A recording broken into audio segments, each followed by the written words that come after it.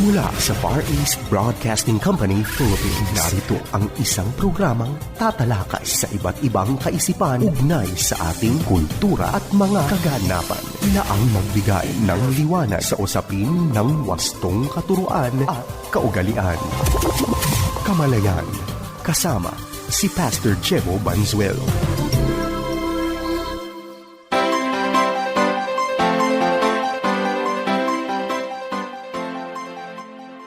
Isang mapagpala at mabiyayang araw mga kapatid. Ito po ang inyong lingkod, Pastor Jebo Banzuelo. At kayo po ay nakikinig sa programang Kamalayan. Ang atin hong programa ay maaari niyong masubaybayan gamit po ang radyo. Yan po ay sa iba't ibang mga partner stations po natin mula Luzon, Visayas, and Mindanao. At syempre, pwede ho tayong mapakinggan, mapanood gamit ang FEBC Radio TV sa Facebook Live at YouTube channel ng 702 DZAS FEBC Radio TV. Gayon din sa channel 185 sa GCTV. Yan naman po ay tuwing linggo, alas 7 hanggang alas 7:30 ng umaga. Tayo po ay magpatuloy na sa ating pag-aaral. Patuloy po nating pag-uusapan ang pagtitiwala sa ating Panginoon.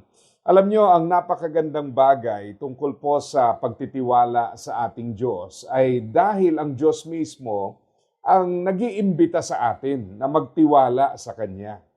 Kahit ho gusto natin pagtiwalaan ang Diyos, kung siya naman po ay hindi nag-extend ng Kanyang imbitasyon na tayo ay magtiwala sa Kanya, hindi rin natin mararanasan yung kapayapaang dulot noon. Kasi ibig sabihin, may pagtitiwala ka, kaya lang yung pinagtitiwalaan mo naman ay walang pakialam o kaya hindi niya gusto na magtiwala ka sa kanya or maybe hindi siya interesado sa iyong mga pinagdadaanan. So in the end, mapapansin niyo po, hindi pwede yung basta tiwala lang. Kailangan kilala natin ang Panginoon at naunawaan natin na siya ang nagbigay ng imbitasyon para tayo po ay lumapit sa Kanya.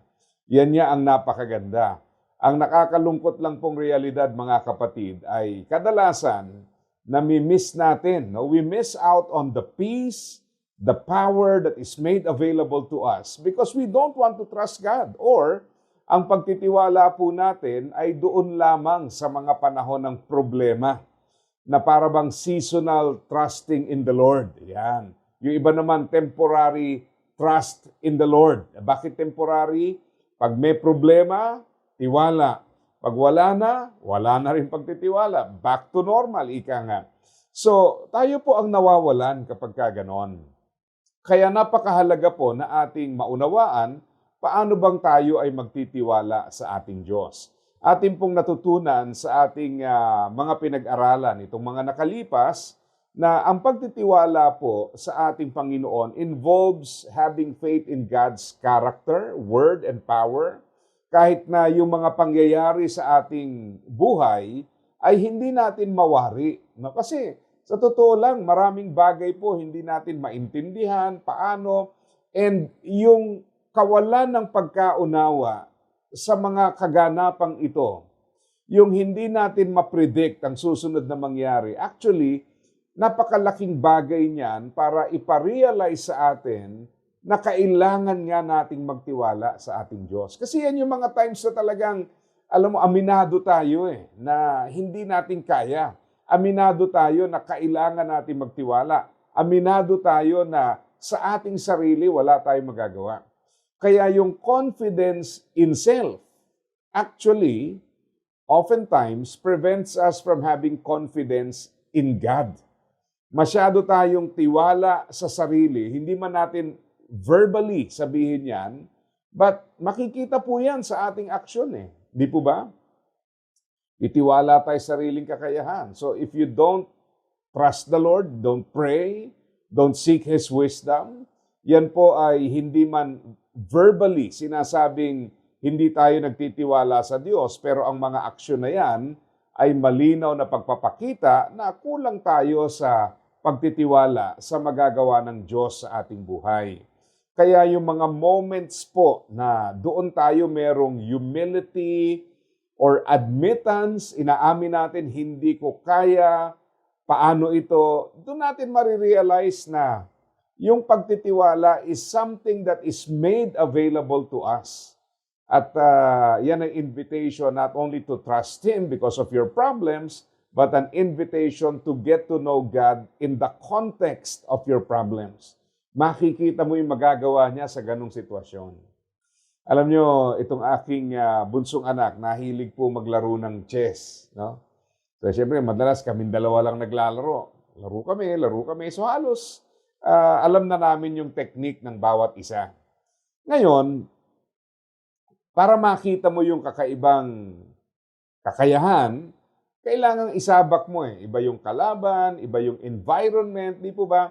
Kasi habang nasasabak sa ibang mga tao, ang nangyayari po doon ay nagkakaroon siya ng, itong taong to, di ko pa nakalaban, masusubok mo ngayon yung iyong kakayahan.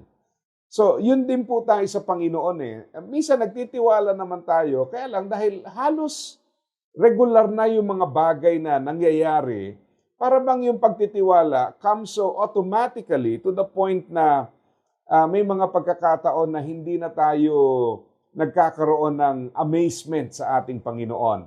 Parang ganito po, if you remember, di ba, yung mga Israelites during the wilderness experience, masyado na hong predictable yung dating ng mana. Mana is actually a miracle food. To eat mana is actually a miracle. Yung pillar of fire by night, cloud by day, these came so predictably to the point na, imagine, nararanasan mo araw-araw yung provision ng mana, yung silong pag mainit because of the cloud by day, yung liwanag, yung warmth, protection given by the fire at night. Masyado ng regular na pangyayari na minsan din na tayo na-amaze eh. Masyado ng sagana yung provision ng Panginoon na paminsan po para bang hindi na natin naiisip na, teka lang, araw-araw may himala, bakit hindi ko makuha magtiwala? Di ba? Yung nakita nila yung mga taong nakatira sa Promised Land, ang lalaking mga tao, para bang ang daling makalimutan nung, yung kinakain mo araw-araw is a miracle food. Hindi kayo nagtatanim, pero meron kayong provision. Yung fire by night, pillar of fire, gives you warmth, light, provision yun. Parang sa atin din, di po ba? Araw-araw Misa kulang tayo sa reflection. Sa Psalm chapter 8, di ho ba? Yung reflection po ng Salamista ron. Ako gustong-gusto ko yung sinabi doon Let me share to you yung sinabi ng passage. Yan po ay makikita natin sa Psalm chapter 8. And he was basically looking at the night sky. At tingnan niyo po ang kanyang nasabi sa mga bagay na ito. Sabi po dito, basahin natin sa Tagalog, ang ganda Sabi doon sa Psalm chapter 8 verse 3, kapag ako'y tumingala sa langit na inyong nilikha at aking pinagmasdan ang buwan, mga bituin sa kanilang kinalalagyan, ako'y napapatanong, ano nga ba ang tao upang inyong alalahanin? Sino nga ba siya upang inyong kalingain? So tingnan mo yun, yung reflection ba na you look at nature, you see the power of God, di ba? Yung kamanghamanghang pagkilos ng Panginoon. Hindi ba sa Matthew chapter 6, sa konteksto ng pagtatalakay tungkol sa pag-aalala, ano pong ginamit na paalala po doon? Tingnan nyo yung mga ibon. Araw-araw may nakikitang ibon Tingnan nyo yung mga halaman na mamayang nandyan, mamayang malalanta. Sabi doon sa talata, kayo pa ba'y pababayaan ng Panginoon? So, minsan kulang tayo sa refleksyon sa mga bagay na ito, We forget that these are miracles, that there are everyday miracles all around. Nature declares the power of God. Nandyan Kaya lang minsan po, para bang, yun na nga it comes so predictably. Yung bang sa sobrang dami, sagana, at sobrang consistent ng pagsikat ng araw, paglubog ng araw, pagdating nitong mga ulan ng tag-araw. Dahil usual nating nararanasan nakakalimutan na natin na ito po ay mga pagpapala. So ako, yun nga, habang inaaral ko yung experience ng mga Israelites dun sa wilderness, hindi ba parang isipin mo, teka lang, araw-araw kumakain ka ng mana, tapos makakalimutan mo na kasama nyo ang Diyos? Tuwing gabi, meron kayong pillar of fire. Tuwing umaga, may silong kayo because of that cloud. Tapos makakalimutan mo na ang Diyos ay tapat, di ba? Pero wag na natin yung sila Tayo rin ganun, di ba? Nakakalimutan natin. Nawawala sa ating isipan ang kapangyarihan at magagawa ng Panginoon.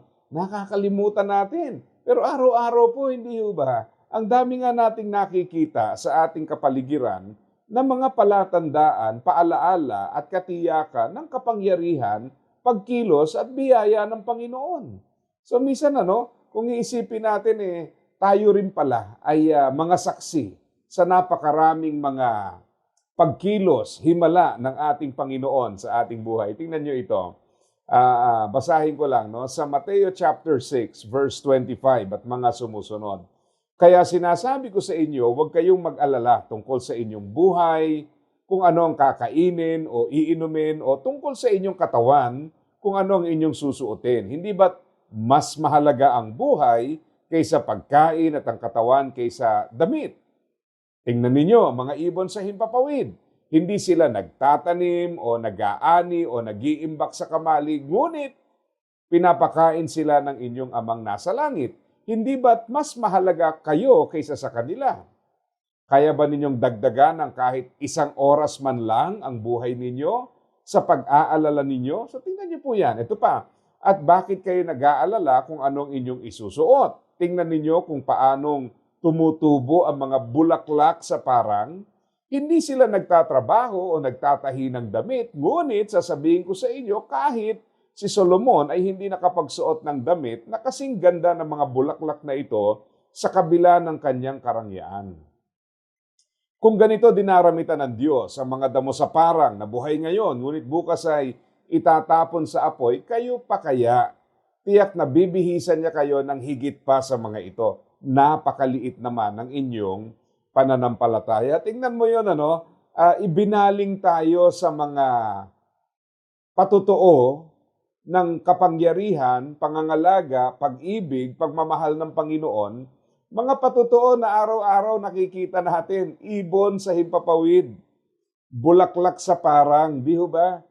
Sa Pilipinas tayo, kahit saan ka tumingin may ibon, kahit saan ka tumingin may halaman Reminder of God's goodness.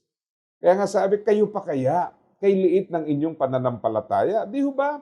So ngayon, ang nangyayari po, dahil hindi tayo nagre-reflect sa kabutihan ng ating Panginoon, madalas po tayo ay pinanghihinaan ng loob.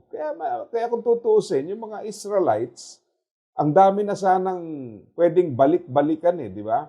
Kung naalala niyo po nung tinawid nila yung Jordan, naglagay ng mga bato, tigi-tigisa bawat tribo.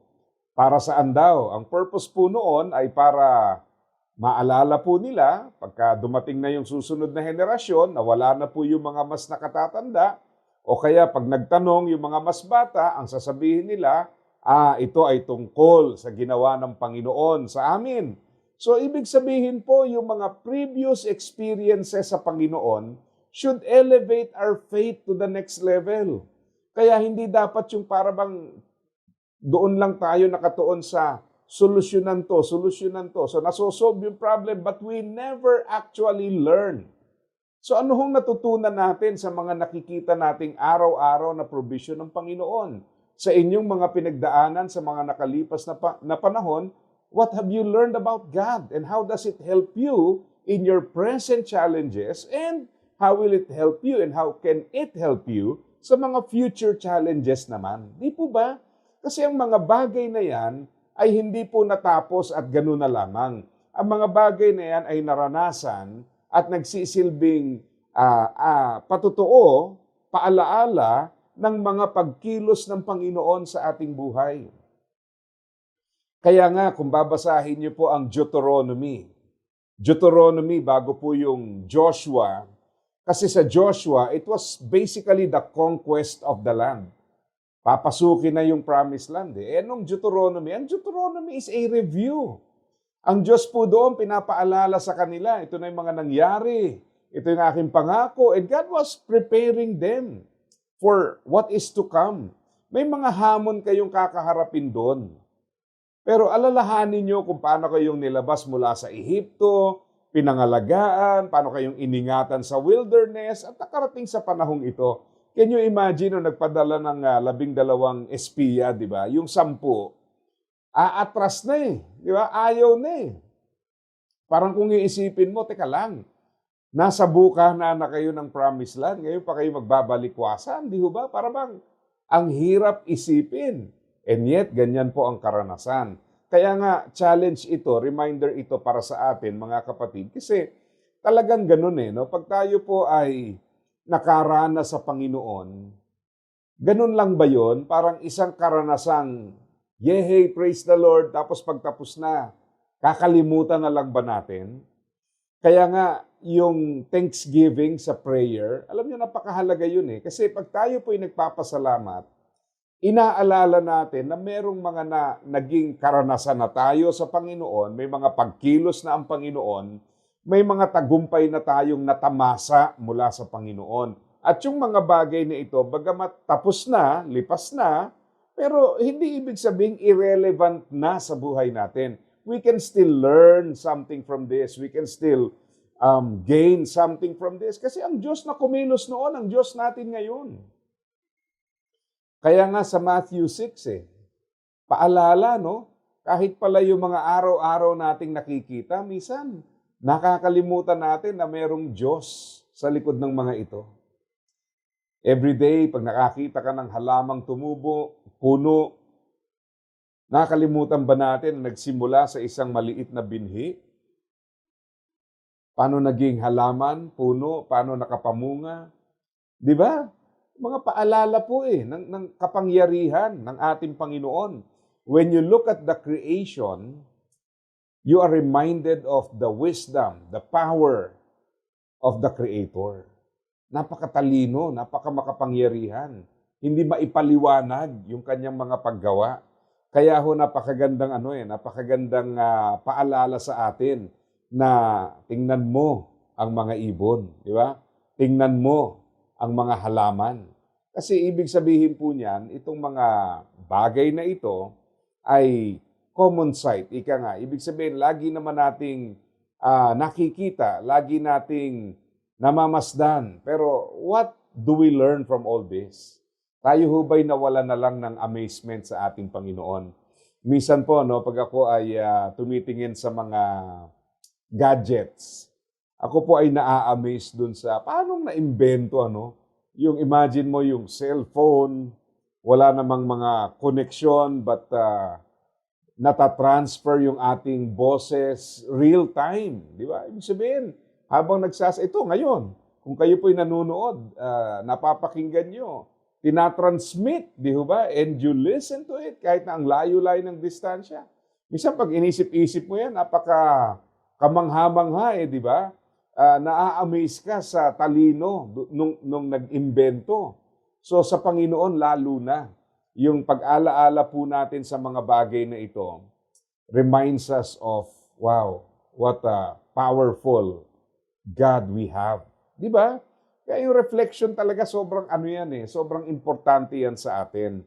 Kailangan yan. So, pag tayo po ay nagtiwala, we believe in God's reliability. It is faith over feelings. Nilalabanan natin yung feelings natin. Kaya nga ang sabi po sa Philippians 4:6, di ba?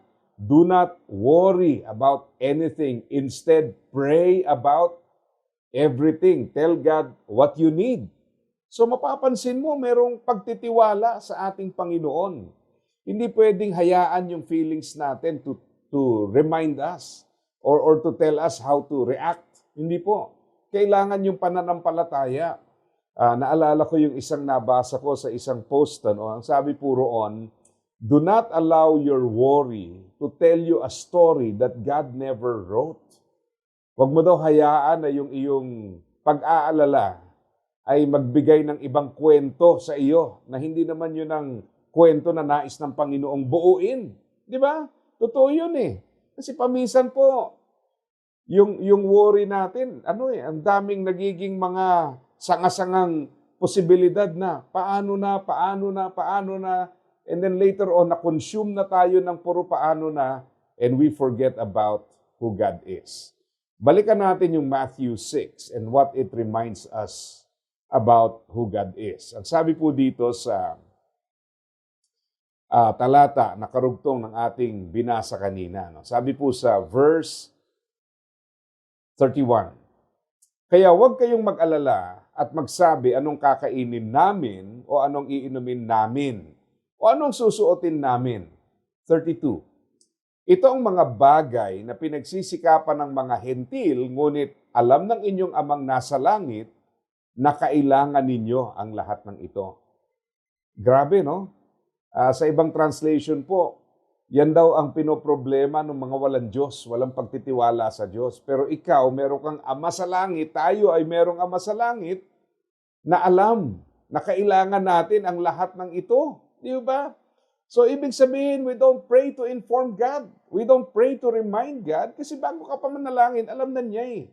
Ang purpose ng panalangin is to align our hearts with God, to get to know God deeper. Hindi yung para paalalahanan, para sabihin, because He already knows. Kaya sabi mo na verse 33, subalit, pagsikapan muna ninyong gawin kung anong mahalaga sa kaharian ng Diyos at sundin ang kanyang kalooban.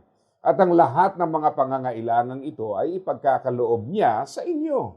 Ang ganda nun, di ba? Pagsikapan muna ninyong gawin kung ano ang mahalaga sa kaharian ng Diyos. In other words, do not let this worry, these things take you away from what is truly important. Sinasabi kong madalas, pag tayo po ay nasa survival mode, nawawala yung vision and passion. Totoo yan. Nawawala ang vision and passion. So this is a reminder for us na ayaw ng Diyos na nasa survival mode ka. Kasi pag nandun ka, hindi ka lalago eh. Ang goal mo lang makalampas lang, maalpasan lang. We have to thrive. And to thrive means that we learn to trust the Lord. Kaya sabi sa verse 34, kaya huwag ninyong alalahanin ang mangyayari bukas. Bukas nyo na lamang harapin ang mga nakatakdang kabalisahan nito. Sapat na ang mga kabalisahan ng bawat araw. So ang bawat araw, may kanya-kanyang problema yan. So sapat na. Minsan ino-overload natin ang sarili natin eh. At later on, na nangyayari sa atin, mas makapangyarihan yung takot kaysa dun sa pagtitiwala, di ba? Kaya muli mga kapatid, let us learn to trust the Lord. Reflect on what God has been doing in your life. Look around. Tingnan mo yung mga pagkilos ng Panginoon. At nawa ang mga bagay nito magpaalala sa iyo na sa likod ng lahat ng bagay na ito, ang kapangyarihan ng ating Panginoon. So dito po tayo pansamantalang nagtatapos mga kapatid. Ito po ang programang Kamalayan na napapakinggan sa FEBC Radio TV. Tayo po ay napapanood sa Facebook Live at YouTube channel ng 702 DZAS FEBC Radio TV, gayon din sa channel 185 sa GCTV. Ito po ang inyong lingkod, Pastor Jebo Banzuelo, pansamantalang nagpapaalam at nagpapaalala sa bawat isa na ang buhay na ginagamit ng husto at wasto ay walang pagsisisi pagdating sa dulo. God bless po sa inyong lahat. Iyong napakinggan ang Kamalayan. Para sa iyong mga tanong, komento at suhestyon, mangyaring bumisita sa ating Facebook fanpage, Kamalayan FEBC, o mag-email sa kamalayan@dzas.febc.ph.